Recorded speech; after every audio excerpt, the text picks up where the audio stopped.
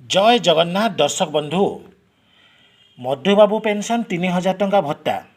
एपटे विधायक मानकर दरमा 3,45,000 किंतु गरीब लोकंकु एथिरे हटा हेबाकु पड़ुछि 1,000 टंका भत्तारे किपरि चलिबे गरीब लोक 3,000 टंका भत्ता केबे मिलिबो सरकार देइथिले प्रतिश्रुति शीतकालीन अधिवेशन रे बजेट उपस्थापना करिवे किंतु करिले नाही कौन रही सरकारଙ୍କର आगकू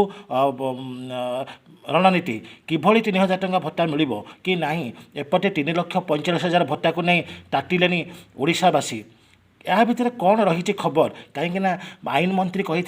कि चलित आर्थिक वर्षर शेष सुधा आम बजेट उपस्थापन करी आम 3,000 टंका भत्ता टंका देदेबू मुख्यमंत्री मोहर मारी तेणु या भितर कौन रही अभियोग प्रकोष्ठ में मान्यवर मंत्री उक्ति जानापी भिडटी की आरंभ शेष पर्यंत बिना स्किप कर देखूँ और चैनल को जदि नुआ कर चैनल टी सब्सक्राइब कर दिंटू पाखे बेल आइकन को दबाई दिंटू जहाँफल आगक आसुवा समस्त भिडर इनफर्मेशन आपण मैंने प्रथमे पाइपर चलतु आरंभ करवा आज भिड दर्शक बंधु मधुबाबू पेंशन 3,000 टंका भत्ता सरकार देइथिले प्रतिश्रुति किंतु सरकार वर्तमान निजर पेट पोषिबार व्यस्त अच्छा विधायक मान दरमा आपण मैंने जानते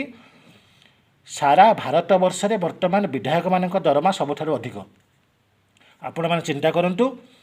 मान्यवर सुप्रीमकोर्टर प्रधान विचारपति दरमा हूँ 2,68,000 टंका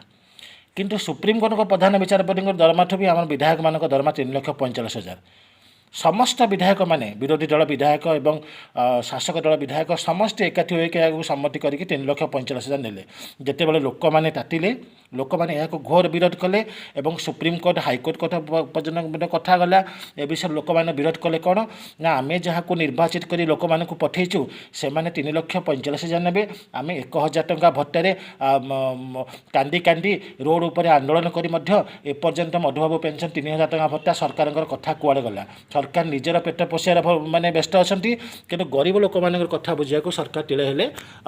पदक्षेप नौ ना सरकार तो निजे कही आम सरकार को आसवा मात्रे जो मैंने 1,000 टंका भत्ता पाँच से आम 3,000 टंका भत्ता देदेबू किंतु वर्तमान कौन है ना सरकार शीतकालीन अधिवेशन में सबू विधायक मानक माने आमर विरोधी दल विधायक हूँ शासक दल विधायक हूँ समस्त एकमत हो बिल को स्वागत कले और समस्त दरमा 3,45,000 टंका एग्री हो गले जिते बड़े लोक मान पाखे खबर पहुँचला साधारण जनता मान मध्य बहुत रोष भाव सृष्टि है कहीं ना सारा भारत वर्षर जिते एमएलए मैंने जी दरमा पाँच ओडिशा हूँ 1 नंबर 3,45,000 मैं 3 गुणा टका आप विचार करूँ से बही पुस्तक पढ़े 10,000 टका खर्च इलेक्ट्रिक बिल 20,000 टका एक्सट्रा आहरी 3,45,000 बाद एक्सट्रा आहरी एतक तेज टोटाल आप हिसाब करेंगे ताहले विधायक मान दरमा मासक 5 लाख टंका यह माने राष्ट्रपति दरमा संगे बर्तमान सामान हो तेणु यार निश्चित भाव में एककालीन एकमात्र 3 गुणा दरमा बढ़ाईदेवा लोक मान भितर घोर असंतोष भाव जागृत है आ लोक मैंने जाणीगले कि सरकार निजर स्वार्थ सरकार आसछंती लोक आम माने जो कहते गरीबर सरकार ए गरीब मानकर दुख टिले हेले बुझुना जदि बुझी था शीतकालीन अधिवेशन को जी समय सीमा पूर्व सारी देकी बसी न शीतकालीन अधिवेशन खूब ढेर दिन आगु सरी जाइए आईन मंत्री 3 थर कही मान्यवर आईन मंत्री कही चलित आर्थिक वर्षर शेष सुधा आम शेष विधानसभा अधिवेशन में एक बजेट उपस्थापन कर 60 ରୁ 80 वर्ष लोक मानक 3,000 टंका भत्ता देदेबू कुआड़े गला आईन मंत्री कथा कुआड़े गला मान्यवर मुख्यमंत्री कथा कुआड़े गला मान्यवर उपमुख्यमंत्री कथा कुआड़े गला मान्यवर उपमुख्यमंत्री श्रीमती प्रभाती परिड़ा कथा कुआड़े गला भारतर जो भारतीय जनता पार्टी सभापति मनमोहन सामल कथा समस्ते कही आम प्रतिश्रुति पालन करदेबू किंतु वर्तमान चलित आर्थिक वर्ष मार्च 31 सरिया जाऊँगी पूर्व वर्तमान शीतकालीन अधिवेशन शेष हो जाए सरकार कही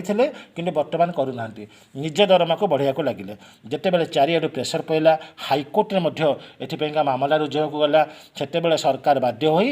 माने एक मीटिंग बैठक बसैले विधायक मान बैठक बसैले और समस्त मानक बाध्य करा समस्त माने दरखास्त देले कि आमर माने दरमार पुनर्विचार करा जाऊ ये जो 3,45,000 टंका जो भत्ता बढ़ाई जाए विधायक मान दरमा ताको पुनर्विचार करा जाऊ से मान्यवर मुख्यमंत्री ग्रहण कले और वर्तमान सुधा कौन डिसीजन आसीना कि कौन है विषय तेणु विधायक मान दरमा जदि विधायक मैंने कहते कि आम लोक मानकर विभिन्न प्रकार कार्यक्रम जोग दौचु कौ लोक मैंने असुविधा पड़ी आम पैसा दौचु ବାହାଘର ବ୍ରତଘର ଅଷ୍ଟପ୍ରହରୀ ପାଲା ସଂକୀର୍ତ୍ତନରେ ଆମେମାନେ ଯାଇକି ଆଟେଣ୍ଡ କରୁଛୁ ସେଥିରେ ପଇସା ଖର୍ଚ୍ଚ ହେଉଛି ତେଣୁ ବିଧାୟକମାନଙ୍କ ଦରମା ବଢ଼ାଯାଉ କିନ୍ତୁ ଏତେ ମାତ୍ରାରେ 3 ଗୁଣା ଦରମା ସାରା ଭାରତ ବର୍ଷରେ 1 ନମ୍ବର ଓଡ଼ିଶାରେ ବର୍ତ୍ତମାନ ପହଞ୍ଚି ଯାଇଥିଲା ତେଣୁ ଯାହା ହେଉନା କାହିଁକି ସରକାର ଯେଉଁ ପ୍ରତିଶ୍ରୁତି ଦେଇଥିଲେ ଗରିବ ଲୋକମାନଙ୍କ କଥା ପ୍ରଥମେ ବୁଝନ୍ତୁ ଆଜ୍ଞା ବର୍ତ୍ତମାନ ଗରିବ ଲୋକମାନେ ହାହାକାର ମାନେ ଜୀବନ ଅତିବାହିତ କରୁଛନ୍ତି ବଡ଼ ପ୍ୟାନିକ୍ ବଡ଼ ପ୍ୟାଥେଟିକ୍ ସିଚୁଏସନ୍ରେ ସେମାନେ ଅଛନ୍ତି 1,000 ଟଙ୍କାରେ ଚଳିବା ସେମାନଙ୍କ ପାଇଁ ପୁରା ଦୁର୍ବିଷ ହୋଇପଡ଼ିଲାଣି କାହିଁକିନା ବର୍ତ୍ତମାନ ଦରଦାମ ବଢ଼ି ଚାଲିଛି ଲୋକମାନେ ଖାଇବାକୁ ପାଉନାହାନ୍ତି ଏହି ସମୟରେ ସରକାର ନିଜର ଦରମାକୁ ବଢ଼ାଇ 1,000 ଟଙ୍କାରେ ଗରିବ ଲୋକମାନଙ୍କୁ କିଭଳି ସେମାନେ ପ୍ରତିପୋଷଣ କରିବେ ଯେତେବେଳେ ମାନ୍ୟବର ଆଇନ ମନ୍ତ୍ରୀ ନିଜେ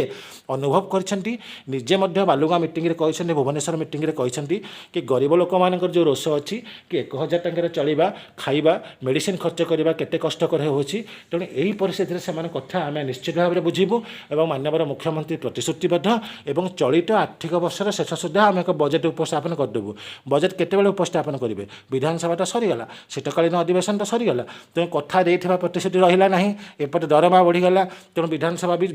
ବିରୋଧୀମାନେ ବି ଏଥିରେ ଆନ୍ଦୋଳନ କଲେନି କାହିଁକିନା ସେମାନଙ୍କ ଦରମା ବଢ଼ିଗଲା ସେମାନଙ୍କ ମନ ଦିଲ ଖୁସ୍ ଦରମା ଯଦି 3,45,000 ହେଇଗଲା ବିରୋଧୀ ଶାସକ ସବୁ ଏକାଠି ହେଇଗଲେ କହିଲେ ଆମେ ଆଉ କୌଣସି ବିରୋଧ କଲେ ନାହିଁ ତେଣୁ ଏହାଦ୍ୱାରା ଲୋକମାନଙ୍କର ଯେଉଁ ସ୍ୱାର୍ଥ ସାଧନ ହେଲା ନାହିଁ ଲୋକମାନଙ୍କର ଯେଉଁ ସୁବିଧା ଅସୁବିଧା ଯେଉଁ କେତେଗୁଡ଼ିଏ ପ୍ରୋଜେକ୍ଟ ଉପରେ ବିଧାନସଭାରେ ଆଲୋଚନା ହେବାର ଥିଲା ସେ ବିଧାନସଭାରେ ଆଲୋଚନା ହୋଇପାରିଲା ନାହିଁ ଶୀତକାଳୀନ ଅଧିବେଶନ ସରିଗଲା ତେଣୁ ଲୋକମାନଙ୍କ ମଧ୍ୟରେ ଯେଉଁ ଅସନ୍ତୋଷ ଭାବ ଜାଗ୍ରତ ହେଲା ତାହା ବର୍ତ୍ତମାନ ଉଗ୍ର ରୂପ ଧାରଣ କରିଛି ଲୋକମାନେ ବିଜେପି ବିରୋଧୀ ହୋଇଗଲେଣି କି ସରକାର ପ୍ରତିଶ୍ରୁତି ଦେଇକି ପ୍ରତିଶ୍ରୁତି ରକ୍ଷା କରୁନାହାନ୍ତି କହିଥିଲେ କ'ଣ କରୁଛନ୍ତି କ'ଣ କହିଲେ ମଦ ବନ୍ଦ ହେବା ପାଇଁ ଦେଖିଲେ ମଦ ଦୋକାନ ଆହୁରି ଖୋଲି ଚାଲିଛି ସରକାରୀ ମଦ ଦୋକାନ ଖୋଲି ଚାଲିଛି କହିଲେ ଭତ୍ତା ଦେବା ପାଇଁ ଭତ୍ତା ଦେବାକୁ ବର୍ତ୍ତମାନ ପ୍ରସ୍ତୁତ ନୁହନ୍ତି ତେଣୁ ସବୁ ପ୍ରକାର ଯାହା କହୁଛନ୍ତି ଅକ୍ଷରେ ଅକ୍ଷରେ ଯାହା ପ୍ରତିଶ୍ରୁତିରେ କହୁଛନ୍ତି ଅକ୍ଷରେ ଅକ୍ଷରେ ତାହା ପାଳନ କରୁନାହାନ୍ତି ତେଣୁ ସରକାର ଯଦି ବିକଶିତ ଓଡ଼ିଶା 2036ର ବିଜେପି ସରକାର ସ୍ୱପ୍ନ ଦେଖୁଛି ମାନ୍ୟବର ଯଶସ୍ୱୀ ପ୍ରଧାନମନ୍ତ୍ରୀ ନରେନ୍ଦ୍ର ମୋଦିଙ୍କ ସ୍ୱପ୍ନକୁ ସାକାର କରିବାକୁ ଯାଉଛନ୍ତି ଲୋକମାନଙ୍କର ଯେଉଁ କଥା ଗରିବ ଲୋକମାନଙ୍କର ପେଟ କଥା ପ୍ରଥମେ ବୁଝନ୍ତୁ କାହିଁକିନା ବର୍ତ୍ତମାନ ବରିଷ୍ଠ ନାଗରିକ ସମାଜରେ ଅବହେଳିତ ଅଛନ୍ତି ସେମାନଙ୍କୁ ଯଦି ଅବହେଳା କରିବା ସେମାନଙ୍କର ଅଭିଶାପରେ ଏ ସରକାର ନିଶ୍ଚିତ ଭାବରେ ଧ୍ୱଂସ ପାଇଯିବ ଏଥିରେ ତିଳେ ମାତ୍ର ସନ୍ଦେହ ନାହିଁ କାହିଁକିନା ବରିଷ୍ଠ ଲୋକମାନଙ୍କର ଆଶୀର୍ବାଦ ନିହାତି ଲୋଡ଼ା ପୂର୍ବ ସରକାର ବରିଷ୍ଠ ଲୋକମାନଙ୍କୁ ସମ୍ମାନ ଦେଉଥିଲେ ସେଥିପାଇଁ ବରିଷ୍ଠ ପୂର୍ବ ସରକାର 24 ବର୍ଷ ଶାସନ କ୍ଷମତା ରହିଲେ କିନ୍ତୁ ବର୍ତ୍ତମାନ ସରକାର ବରିଷ୍ଠ ଲୋକମାନଙ୍କୁ ଅବହେଳା କରି ନିଜ ପେଟକୁ ପୋଷିବାକୁ ଯାଉଛି ତେଣୁ ସରକାରଙ୍କୁ ନିବେଦନ କରାଯାଉଛି ତୁରନ୍ତ ଆସନ୍ତା ଜାନୁଆରୀ 2026ରେ 60ରୁ 80 ବର୍ଷ ଲୋକମାନଙ୍କୁ ନିଜ ପ୍ରତିଶ୍ରୁତି ଅନୁସାରେ 3,000 ଟଙ୍କା ଭତ୍ତା ଘୋଷଣା କରାଯାଉ ନଚେତ୍ ଆନ୍ଦୋଳନ ଆହୁରି ଦୁର୍ବାର ଆନ୍ଦୋଳନ ହେବ କାହିଁକିନା ଲୋକମାନେ ପୁରା ଅତିଷ୍ଠ ହୋଇପଡ଼ିଲେଣି 1,000 ଟଙ୍କାରେ ଚଳିବା ସେମାନଙ୍କ ପକ୍ଷେ କଷ୍ଟକର ହୋଇପଡ଼ୁଛି ତେଣୁ ସେମାନଙ୍କ ସରକାରଙ୍କୁ ନିବେଦନ କରାଯାଉଛି ତୁରନ୍ତ ତାଙ୍କ ପ୍ରତିଶ୍ରୁତି ପାଳନ କରନ୍ତୁ ନଚେତ୍ ଆନ୍ଦୋଳନ ଆହୁରି ଦୁର୍ବାର ହେବ ଆଜିର ଭିଡ଼ିଓରେ ଏତିକି ରହୁଛି ଜୟ ଜଗନ୍ନାଥ।